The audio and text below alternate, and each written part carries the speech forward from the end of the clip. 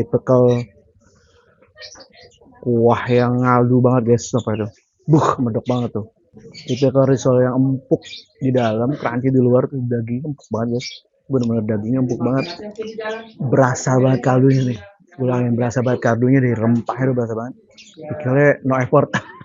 Lu cuman yes, langsung lembut banget. Lembut. Masih bareng gue James, ajak makan, let's check it out. Makan weh, gue habisin dulu ya. Bye.